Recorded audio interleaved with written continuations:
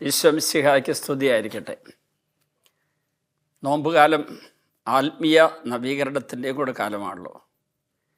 ആത്മീയ നവീകരണത്തിന് ഏറ്റവും അനിവാര്യമായത് നമ്മുടെ പാപങ്ങൾ കണ്ടെത്തി അതിനോട് വിട പറയാൻ, ദൈവാനുഗ്രഹം പ്രാപിക്കാനായി നോ പറയേണ്ടിടത്ത് നോ പറഞ്ഞും യേശു പറയേണ്ടത് യേശു പറഞ്ഞും പോകാൻ നമ്മെ തന്നെ പരിശീലിപ്പിക്കുന്ന കാലഘട്ടമാണ്.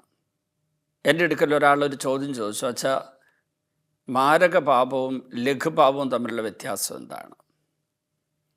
അപ്പം ഞാനൊക്കെ പൊതുവായൊരു സന്ദേശം കൊടുത്തു. മാരക പാപം വഴി എന്നിൽ വസിക്കുന്ന ദൈവത്തെ ഞാൻ പുറത്താക്കുന്നു. വിചാരത്താലോ വാക്കാലോ പ്രവൃത്തിയാലോ ഉപേക്ഷയാലോ ആണ് സംഭവിക്കുക. എൻ്റെ ഉള്ളിൽ വസിക്കുന്ന ദൈവത്തെ ഞാൻ ചവിട്ടി പുറത്താക്കുന്നു. അതാണ് മാരകപാപത്തിലുണ്ടാവുന്നത്.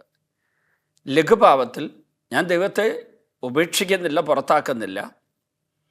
എന്നിൽ വസിക്കുന്ന ദൈവത്തെ ഞാൻ അവഗണിക്കുന്നു, അല്ലെങ്കിൽ വേദനിപ്പിക്കുന്നു, അല്ലെങ്കിൽ വേണ്ടതുപോലെ സ്നേഹിക്കുന്നില്ല.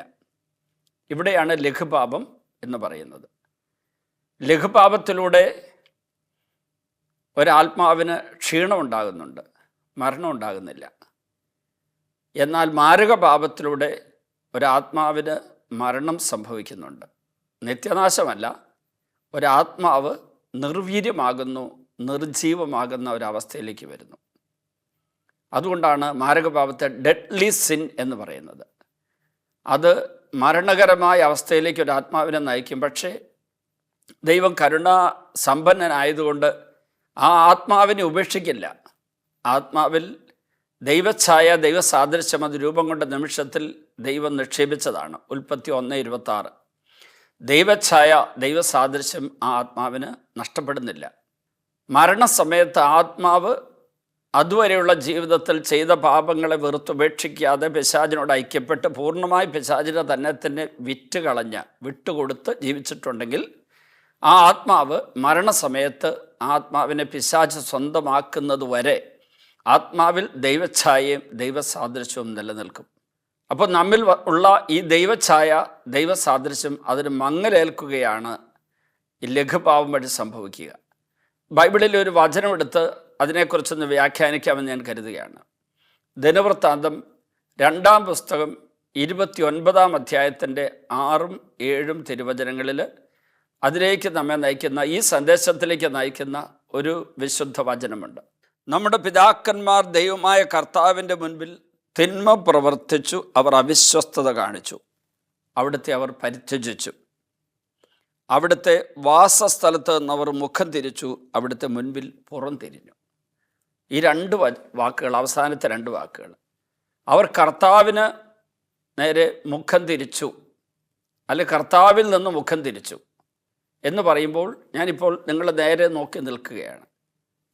ഞാൻ ഇങ്ങനെ തിരിഞ്ഞാൽ അത് മുഖം തിരിക്കലാണ്. പക്ഷേ കർത്താവിന് പുറംതിരിഞ്ഞു എന്ന് പറയുമ്പോൾ അത് 180 ഡിഗ്രി ദൈവത്തിൽ നിന്ന് തിരിയുകയും പിശാചിന് നേരെ തിരിയുകയും ചെയ്യുകയാണ്. I am getting dissociated with God and associated with devil. പിശാച് ആയിട്ടുള്ള ഒരു ബന്ധത്തിലേക്ക് വരിക, ദൈവവുമായിട്ടുള്ള ബന്ധം വിച്ഛേദിക്കപ്പെട്ട അവസ്ഥയിലേക്ക് വരിക.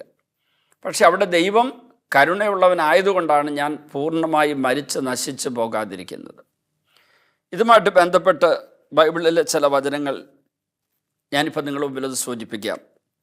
ജെറമ്യ 32, 33, 34 ഇങ്ങനെ വായിക്കുന്നു: അവർ മുഖമല്ല പുറമത്രേ എൻ്റെ നേരെ തിരിച്ചത്.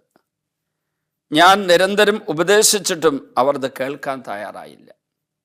നിരന്തരമായി ദൈവത്തിൻ്റെ തിരുമൊഴികളോട്, തിരുവചനങ്ങളോട്, തിരുവെളിപാടുകളോട് നോ പറഞ്ഞുകൊണ്ട് ദൈവത്തോട് മറുതലിച്ച്, എന്നാൽ പിശാചിൻ്റെ ഇഷ്ടം അറിഞ്ഞ് അനുവർത്തിച്ച് കഴിയുന്നവരുടെ ഒരവസ്ഥയാണ് ഈ പറഞ്ഞത്. അവർ മുഖമല്ല പുറമത്രേ എൻ്റെ നേരെ തിരിച്ചത്. ഇനി ജെറമ്യ 2:27 നമ്മളെ ലജ്ജിപ്പിക്കുന്ന ഒരു വാക്കാണ് ബൈബിൾ ഉപയോഗിച്ചിരിക്കുന്നത്. അവർ മുഖമല്ല പൃഷ്ഠമാണ് എൻ്റെ നേരെ തിരിച്ചത്. സാധാരണ നമ്മൾ ആരോട് സംസാരിക്കുമ്പോൾ അങ്ങനെ ഒരു വാക്ക് ഉപയോഗിച്ച് പറയാറില്ല. പക്ഷെ ബൈബിളിൽ ജെറമ്യാ പ്രവാചകനിലൂടെ ദൈവം ഇപ്രകാരം ഇത്രമാത്രം ശക്തമായിട്ട് പറഞ്ഞെങ്കിൽ ആ മാരക പാപത്തിൻ്റെ ഭീകരാവസ്ഥ എത്ര വലുതായിരിക്കും. അവർ മുഖമല്ല പൃഷ്ഠമാണ് എൻ്റെ നേരെ തിരിച്ചത്. ജെറമ്യാ 13:16 ഇതിനോട് യോജിച്ചു പോകുന്ന ഒരു വചനമുണ്ട്. നീ എന്നെ ഉപേക്ഷിച്ചിരിക്കുന്നു, നീ എനിക്ക് പുറംതിരിഞ്ഞു, അതുകൊണ്ട് ഞാൻ നിനക്കെതിരെ കൈനീട്ടി നിന്നെ നശിപ്പിച്ചു. ഇവിടെ അവസാനം പറഞ്ഞിരിക്കുന്നതിന് ദൈവം പൂർണ്ണമായി നശിപ്പിച്ചു കളഞ്ഞു എന്നല്ല, അവരുടെ നാശത്തിന് കാരണമായ ദുരന്തം ഉണ്ടാകാൻ കാരണം ദൈവിക സംരക്ഷണ വലയത്തിൽ നിന്ന് അവർ അകന്നു പോയതുകൊണ്ടാണ്. ഈ ദൈവിക സംരക്ഷണ വലയം അവർക്ക് നഷ്ടപ്പെടാനുള്ള കാരണം, കൃപാമേഖലയിൽ നിന്ന് അവർ അകന്നു പോകാനുള്ള കാരണം അവർ പുറംതിരിഞ്ഞതുകൊണ്ടാണ്. ഇതിനെ കൂടുതൽ വിശദീകരിക്കുന്ന ഒരു വചനം ഈ നോമ്പ് കാലത്ത് നമ്മൾ ധ്യാനിക്കേണ്ടതാണ്. സംഖ്യയുടെ പുസ്തകം 14-ാം അധ്യായത്തിൽ 39 മുതൽ 44 വരെയുള്ള വചനങ്ങൾ. ഇസ്രായേൽ ജനത മോശയുടെ നേതൃത്വത്തിൽ ഈജിപ്തിലെ അടിമത്തിൽ മോചനം പ്രാപിച്ച് കാനാൻ ദേശത്തേക്കുള്ള യാത്ര നടത്തുകയാണ്. ചുരുങ്ങിയ മാസങ്ങൾക്കുള്ളിൽ അവർക്ക് ഈ ലക്ഷക്കണക്കിന് ഇസ്രായേൽ ജനതയ്ക്ക്, പുരുഷന്മാർ, സ്ത്രീകൾ, കുഞ്ഞുങ്ങളുമുള്ള ആ ജനതയ്ക്ക്, ദൈവത്തിൻ്റെ തിരഞ്ഞെടുക്കപ്പെട്ട ജനതയ്ക്ക് ദൈവം മോശ വഴി കൽപ്പിച്ചതുപോലെ പ്രവർത്തിക്കുകയായിരുന്നെങ്കിൽ ചുരുങ്ങിയ ദിവസങ്ങൾക്കുള്ളിൽ അല്ല മാസങ്ങൾക്കുള്ളിൽ വാഗ്ദത്ത ഭൂമിയിൽ പ്രവേശിക്കാമായിരുന്നു. പക്ഷേ അവർ 40 സംവത്സരങ്ങൾ മരുഭൂമിയിലൂടെ അലഞ്ഞു തിരിഞ്ഞ് അവസാനം ജോഷുവയുടെ നേതൃത്വത്തിൽ ജോർദാൻ നദി കടന്നാണ് അവർ വാഗ്ദത്ത ഭൂമിയിലേക്ക് പ്രവേശിക്കുന്നത്. ചെങ്കടൽ കടത്തി അവരെ ഇവിടെ എത്തിച്ച ദൈവം, ആ ദൈവത്തിൻ്റെ അത്ഭുതകരമായ ശക്തിയിലും സംരക്ഷണയിലും അവിടുത്തെ സ്നേഹത്തിലും വിശ്വസ്തതയിലുമൊക്കെ ആശ്രയിക്കേണ്ട ഈ ജനം, അവരുടെ മുമ്പിൽ ദൈവം മോശ വഴി പറഞ്ഞു ആ ദേശം ഒറ്റുനോക്കാൻ വേണ്ടി ഓരോ ഗോത്രങ്ങൾ ഓരോരുത്തർ വെച്ച് പറഞ്ഞയക്കുക. ജോഷുവ, കാലബ് എന്നിവരുടെ നേതൃത്വത്തിൽ അവരവിടെ പോയി. അവർ ഒറ്റുനോക്കി തിരിച്ചു വന്നിട്ട് കാലബും ജോഷുവയും നമുക്ക് ആ നാട് സ്വന്തം ആക്കാം, കാരണം ദൈവം നമുക്ക് തന്നു കഴിഞ്ഞിരിക്കുന്നതാണ്, അതുകൊണ്ട് അങ്ങോട്ട് പോകാമെന്ന് പറഞ്ഞപ്പോൾ ആ കൂട്ടത്തിൽ പോയവരിൽ ആ 12 പേരിൽ ഭൂരിഭാഗം പേരും അതിനെതിരെ പ്രതികരിച്ചു. അവർ വലിയ ഭീകരമായിട്ടുള്ള ഒരു സൈന്യം പോലെയുള്ള അനാക്കിൻ്റെ വർഗ്ഗക്കാരാണ്, അവർ നമ്മളെ നശിപ്പിക്കും, നമ്മൾ വെറും വിട്ടിലുകളാണ് എന്ന് പറഞ്ഞ് ജനങ്ങളെ വല്ലാതെ ഭയപ്പെടുത്തി കഴിഞ്ഞപ്പോൾ ജോഷുവയും കാലബും ശക്തമായിട്ട് അതിനെതിരെ പറഞ്ഞു. എന്നിട്ട് പറഞ്ഞു, അങ്ങനെയല്ല, ദൈവം അവരെ നമുക്ക് ഏൽപ്പിച്ചു തന്നിരിക്കുകയാണ്, ആ ദേശം നമുക്ക് സ്വന്തമാക്കാം. അപ്പോഴേക്ക് മോശ വളരെയേറെ അവരെ ശാസിച്ചു. അവർ ദൈവത്തിൻ്റെ തിരുമൊഴിക്ക് അവിടുത്തെ സംരക്ഷണത്തിന് അല്ലെങ്കിൽ അതിന് ഒരു വില കൊടുക്കാതെ അങ്ങോട്ട് പോയപ്പോൾ മോശ വല്ലാതെ ദേഷ്യപ്പെട്ട് പ്രതികരിച്ച് കഴിഞ്ഞപ്പോൾ അവർ പറഞ്ഞു, ഞങ്ങൾ പോകാം. അവർ മലമുകളിലേക്ക് കയറാൻ ഒരുങ്ങി. പക്ഷെ ദൈവം പറഞ്ഞിരുന്നു, ഞാൻ അവരുടെ കൂടെ വരില്ല.